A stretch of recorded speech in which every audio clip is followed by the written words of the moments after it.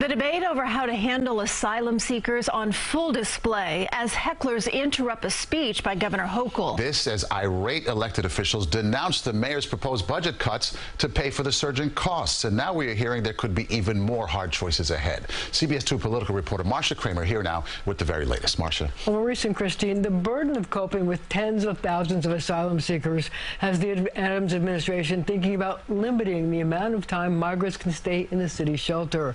A move that to some is simply unthinkable for a city with a right to shelter law.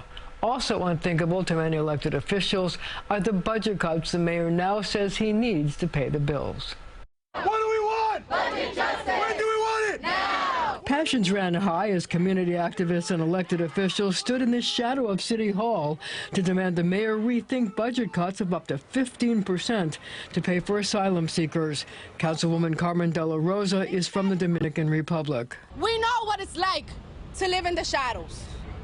And what this crisis will create is a shadow city for those that are most vulnerable. Speakers say budget cuts will devastate city services, including a $2.1 billion cut to education, a $1.4 billion cut to the Department of Social Services, $800 million from homeless services, $300 million from the fire department, and $200 million from city hospitals. If we have to do this, 5% across the board 3 times in a year is not the way to do it. Many of the officials say tax the rich, hire auditors to go after tax cheats.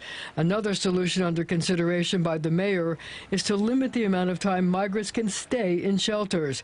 The 60-day shelter limit imposed on single men expires Saturday. Sources say the mayor may decide to limit any new extensions to 30 days. Also under consideration, if more help doesn't arrive from the state or federal governments, is the possibility of a 30-day shelter limit for new arrivals and a 60-day limit for families with children.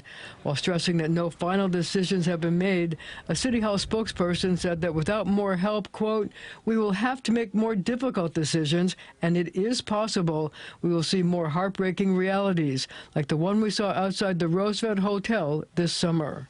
Meanwhile, hecklers who apparently don't want the state to do more for migrants interrupted a speech by Governor Hochul on anti-Semitism. Stand up and do the right thing. Close the freaking border. And although it is only 3.8 miles from the United Nations where President Biden was speaking to City Hall, neither man made the trip to iron out their differences about the need for more federal assistance. I am hoping that he understands this beautiful city that's the economic engine of the entire country is going to spend in this fiscal crisis $12 billion.